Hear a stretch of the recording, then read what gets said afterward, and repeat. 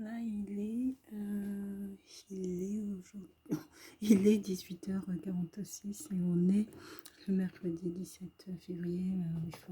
Je fais cette vidéo. En fait, il faut que je regarde si j'ai pas reçu un message de réponse du papa de ma fille. Je vais essayer d'être sur son portable pour essayer d'avoir ma fille au téléphone. Donc, il m'a répondu par SMS. Je vais voir aussi ce que je veux manger ce soir. Ça. Voilà. Tiens, là.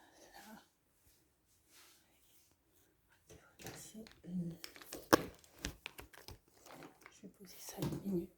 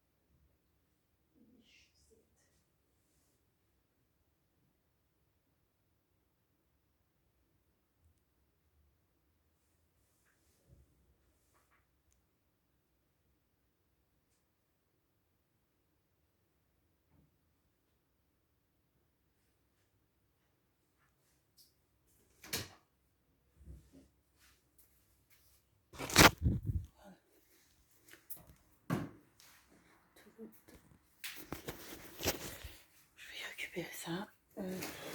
Qu'est-ce que je vais faire manger ce soir?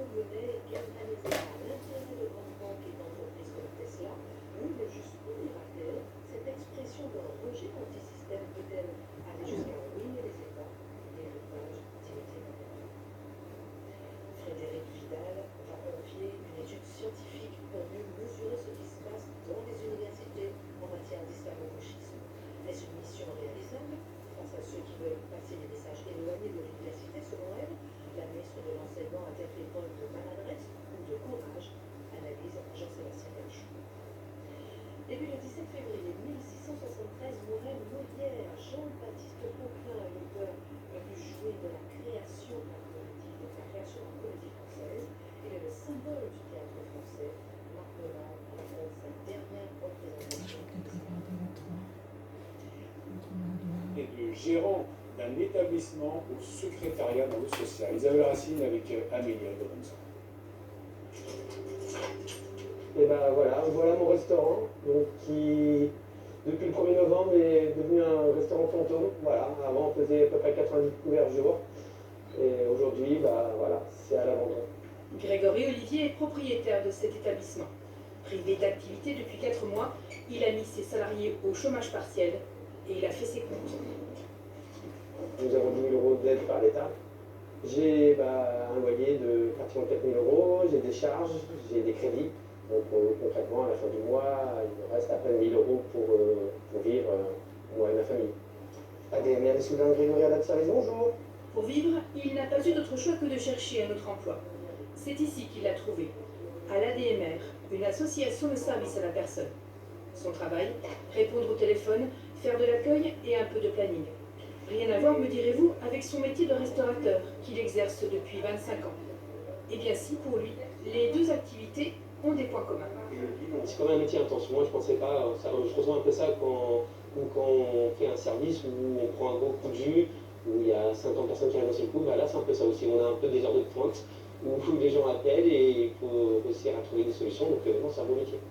Un métier que notre homme a découvert et qui lui plaît. Son sens du contact et sa capacité d'adaptation ont fait le reste. Employeurs et employés ont trouvé leur compte. Une des valeurs de la DMR, c'est la solidarité. Je pense que du coup, son recrutement, nous on avait besoin d'urgence, lui il avait aussi besoin. Je crois qu'effectivement ça a joué dans le recrutement, il correspondait bien à nos attentes et ces difficultés actuellement, on ne peut pas les écarter, c'est une réalité. Dans quelques jours, son CDD terminé, Grégory Olivier se mettra à la recherche d'un autre job en attendant de pouvoir ouvrir son restaurant. Et certaines entreprises ne connaissent pas de difficultés avec la crise, bien au contraire, en particulier celles en lien avec l'habitat et la décoration d'intérieur, car beaucoup de Français ont profité des confinements et du couvre-feu pour relooker leur maison. Illustration dans une PME à Notonville, c'est en Eure-et-Loire, pour ce reportage de Lysandra Chadefaux avec Franck Levasseur. En 2006, quand Stéphane Beretti a repris Sodiclair, la société vendait des stores et des rideaux sur mesure aux collectivités et aux entreprises. En grande difficulté financière après la crise de 2008, il a fallu rebondir. 3 ans plus tard, le site en ligne de vente aux particuliers store et rideaux.com est né. Une révolution pour l'entreprise qui a dû développer certains produits comme ce store vénitien. Un produit qui a connu un essor fantastique avec Internet, parce qu'on propose au client de configurer intégralement son produit. Il va choisir non seulement ses dimensions, mais également la nature du bois, la couleur du bois, et il va pouvoir marier avec le bois le galon qu'il souhaite. C'est-à-dire que quelque part, un client peut se faire le store que personne d'autre n'aura. Pour répondre à la demande croissante, l'entreprise a dû embaucher 50 nouveaux employés en 10 ans, mais aussi agrandir ses locaux et repenser sa production pour le web. Cela va du service clientèle, créé pour répondre aux questions, aux échantillons envoyés à domicile afin d'imaginer le produit. Lorsque vous vendez des stores et des rideaux sur mesure sur Internet, il faut que les clients aient la possibilité de toucher le tissu, de se rendre compte des matières ou des coloris. Donc nous, on voulait offrir le même service que dans une boutique, c'est-à-dire que les clients peuvent nous commander gratuitement des échantillons. L'entreprise a connu une forte accélération de sa croissance à partir d'avril 2020, résultat des achats en ligne réalisés en période de confinement. Aujourd'hui, 300 commandes sont expédiées chaque jour. Un pari plus que réussi donc pour Stéphane Beretti. On oppose souvent les nouvelles technologies avec les anciens métiers. Ben là, en revanche, c'est le contraire. C'est-à-dire que c'est grâce aux nouvelles technologies qu'on a pu continuer à exercer notre métier traditionnel. Une réussite qui fait aussi la fierté des employés historiques comme Sonia Jory. Elle travaille ici depuis 36 ans. On a vachement évolué et j'espère qu'on va continuer. Et ça amène du travail pour les autres. Prochain objectif pour l'entreprise, recruter 30 à 40 personnes dans les 5 ans à venir. Et autre bonne nouvelle, le gouvernement poursuit ses actions en faveur de la relance avec une nouvelle étape du plan France Relance. 205 nouveaux sites en France vont en bénéficier dans les secteurs automobiles et aéronautiques. Et dans la région, 9 projets sont concernés avec 14 millions d'euros d'investissement mis sur la table par l'État.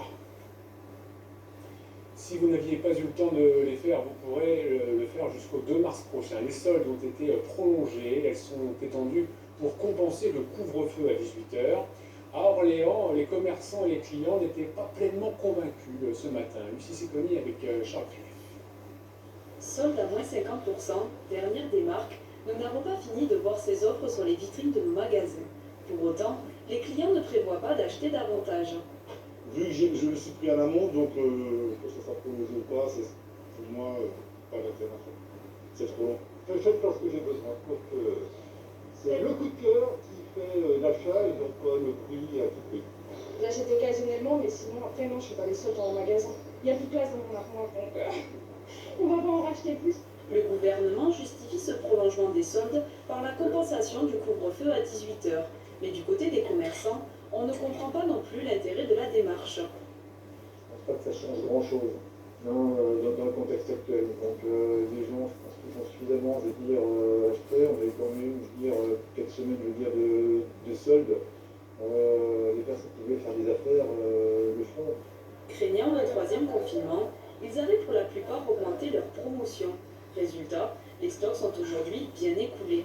On a bien vendu notre stock, donc 15 jours pour moi ça n'était pas nécessaire. Mais on va faire avec, s'il y a du stock, on brave bien, on est à moins 60%, donc on va continuer nos 15 jours, bien évidemment, comme tout le monde. Reste à savoir si ces 2 semaines supplémentaires seront suffisantes pour faire remonter un bilan déjà décevant. Pour l'heure, les vendeurs d'Orléans se concentrent sur la braderie annuelle qui débutera ce jeudi. Allez, autre titre de l'actualité de ce mercredi 17 février, la manifestation des agriculteurs ce matin à Bourges. À l'appel du syndicat majoritaire de la FNSEA, ils se mobilisaient contre la baisse des prix dans la grande distribution, le plan pollinisateur, et puis problématique locale pour ne pas pouvoir emprunter la rocade de Bourges. Explication de Jules Boiteau avec Stéphane. Ils déversent du fumier pour exprimer leur colère. Première étape d'une journée de contestation pour une centaine d'agriculteurs devant la direction départementale des territoires. Objectif, dire leur mécontentement concernant l'interdiction d'accès à la rocade. On est obligé de faire des détours, et alors que nous on se gare et tout machin sur la nationale, on peut très bien passer, et puis si on passe, on n'est pas là souvent en fait. En plus au tracteur c'est beaucoup plus loin, et voilà, et des fois, hop, on s'arrive, on peut pas passer, bah, alors, du coup on fait demi-tour, avec des bennes, vous voyez les bennes qu'on a, et tout ça, c'est compliqué. Les tracteurs convergent ensuite vers le centre-ville de Bourges avec la mairie en ligne de mire. Autre désaccord, le soutien de la municipalité au référendum pour les animaux dirigé contre l'élevage intensif ou les négociations sur les prix de vente à la grande distribution. Le problème, c'est que la renégociation, elle ne se passe pas forcément sur nos coûts de production, et ce qu'on voudrait, c'est qu'ils prennent vraiment nos coûts de production pour arriver à la fin dans l'assiette du consommateur et que la richesse ne soit pas que pour les mêmes, mais qu'elle soit bien répartie. Une réunion était organisée entre les représentants de la FNSEA, des jeunes agriculteurs et le maire de Bourges. À la sortie, les exploitants ne cachent pas leur désarroi. C'est assez décevant parce qu'on sent vraiment que c'est un maire d'une commune, d'une grande ville comme Bourges. Par contre, il a oublié qu'il était dans un département rural et qu'autour de Bourges, il y a des agriculteurs, il y a des campagnes et que nous, on vit de ces productions. Donc bon, un peu déçu. Un projet de municipalisation de la restauration collective est à l'étude. Une relative consolation pour les agriculteurs mobilisés aujourd'hui. Le milieu de la santé, et on le sait, mis à rude épreuve par la pandémie. Le voilà menacé par les hackers. La Mutuelle nationale des hospitaliers, la MNH, à laquelle adhèrent tous les professionnels de santé et les retraités du secteur, a été victime d'une cyberattaque en son siège à Amy, dans le Loiret, au début du mois. Et depuis, Alexis Delacour, son activité est à l'arrêt. Oui, l'attaque remonte au 5 février dernier. Ce jour-là, un logiciel malveillant s'introduit dans le système informatique de la mutuelle. Tout se passe comme dans une prise d'otage. Imaginez-vous, des pirates informatiques bloquent l'accès à un grand nombre de fichiers. L'entreprise se retrouve alors face à un dilemme. Payer une rançon ou bien voir des informations confidentielles dévoilées au grand public. La mutuelle va prendre ses précautions. Le matériel informatique est déconnecté, la plateforme téléphonique débranchée, histoire de limiter les dégâts. Du coup, est-ce qu'on sait justement ces dégâts, Alexis Delacour? Ouais, difficile à dire. Il est encore trop tôt pour les mesurer. En tout cas, l'heure est à l'analyse de tous les systèmes. Un processus long et fastidieux, m'expliquait un porte-parole de la MNH. Il s'agit en fait de trouver où se cache ce logiciel malveillant, de voir quels ordinateurs ont pu être infectés par ce virus informatique. En clair, c'est un grand nettoyage qui s'opère en ce moment et les résultats sont plutôt encourageants, à en croire la MNH. Et l'après, Alexis, ça va donner quoi? Eh bien, l'après, c'est-à-dire la suite de ce fait divers marquant pour la région Centre-Val de Loire? Eh bien, il va falloir savoir qui se cache derrière cette attaque. Eh bien, pour l'instant, il n'y a pas encore de réponse, mais en tout cas, du côté de la MNH, on se fait une petite idée, on soupçonne une origine étrangère de la part des hackers. Selon le porte-parole de la MNH, l'entreprise a été visée pour son appartenance au monde hospitalier. Un monde hospitalier qui s'est trouvé ces derniers jours la cible d'attaque de la part de ces logiciels rançonneurs. Exemple avec l'hôpital de Dax, qui en a fait les frais pas plus tard que la semaine passée. La dernière victime en date, c'est le centre hospitalier de Villefranche-sur-Saône, dans le Rhône. Il a été touché par une attaque informatique d'ampleur lundi dernier. Merci beaucoup Alexis pour toutes ces précisions. En Eure-et-Loire, les forces de l'ordre et la gendarmerie de Nogent-le-Rotrou ont mis la main sur un important trafic de cannabis. 257 pieds de cannabis découvert à Manou, à l'ouest de Chartres, c'est près de La Loupe précisément. 6 personnes ont été interpellées dans des franciliens. L'un des individus a été écroué, 2 placés sous contrôle judiciaire. Dans l'attente de leur jugement, les 3 autres déjà condamnés. Et du travail de la police, il en est question dans notre numéro de l'invité en aparté. Chaque mois, nous recevons dans ce 19-20 une personnalité engagée de la société civile en Centre-Val de Loire. Aujourd'hui, c'est Bruno Berger qui a accepté notre invitation. Bonsoir Bruno Berger. Vous avez 56 ans et vous êtes secrétaire alternatif police CFDT pour la région Centre-Val de Loire. Vous êtes l'une des voix de la police nationale dans la région. Merci beaucoup d'être avec nous. On vient de voir le travail de la gendarmerie de Nogent-le-Rotrou, la lutte contre le trafic des stupéfiants. C'est une des priorités du gouvernement depuis un an et demi. Oui, tout à fait, et encore plus dernièrement avec le dénombrement des points de deal sur lesquels il faut lutter, en surface, mais comme de manière souterraine, comme font les services des stupes régulièrement. Est-ce qu'il est convaincant ce plan du gouvernement? Vous êtes soutenu? On est soutenu en moyens, je veux dire que non, parce que effectivement, la lutte contre le trafic de drogue est une priorité, parce que ça pose des problèmes dans beaucoup de quartiers, pour la population notamment. Maintenant, pour démanteler l'ensemble des trafics de drogue sur le département, la région, il faudrait beaucoup plus de fonctionnaires. On va y revenir. Bruno Berger, avant d'évoquer beaucoup d'autres sujets sensibles avec vous, votre portrait numérique tout de suite. On vous a googlisé, Bruno Berger, ce que révèle la toile, portrait tout de suite signé Amélie Robinson. Commençons par Google, Bruno Berger, un moteur de recherche qui vous connaît bien, puisque parmi vos multiples homonymes, c'est vous qu'il semble préférer. On y apprend que vous aimez rester en contact avec vos amis. Oui, c'est vous, là, sur le site Copains d'avant. Petite plongée dans votre enfance, vous avez donc grandi à Mérignac puis au Mans, où vous avez suivi une formation d'agent administratif. Stade olympique du Maine, comme on ne connaît pas, on a été regardé. Apparemment, vous avez donc pratiqué le foot. Direction Facebook pour tenter d'en savoir un peu plus sur votre personnalité. Iron Maiden, Scorpion, ACDC, c'est très rock'n'roll tout ça, Bruno Berger. Rien sur vos débuts de policier, mais avant de travailler sur Orléans, on découvre que vous avez été détaché dans les ambassades du Liban, de Turquie et de Serbie. Retour en France, sur le réseau social LinkedIn, où vous apparaissez comme secrétaire zonal Alliance Police Nationale. Pas très à jour tout ça parce que depuis, vous avez changé de syndicat. Petite photo de famille sur le site d'Alternative Police CFDT. Policier et engagé, donc votre nom revient dans tous les médias locaux. Vous êtes l'un des visages les plus connus chez les policiers orléanais. Vous intervenez dans la presse sur les questions nationales, comme les accusations de racisme et de violence dans la police, les attentats ou encore récemment sur la loi de sécurité globale. Les policiers sont là pour protéger les concitoyens.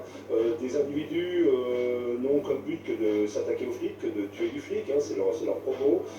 Il faut maintenant des sanctions réelles. Il faut passer des paroles aux actes. Mais vous œuvrez aussi et surtout pour les conditions de travail et alertez régulièrement sur le manque d'effectifs et de moyens dans les commissariats de la région.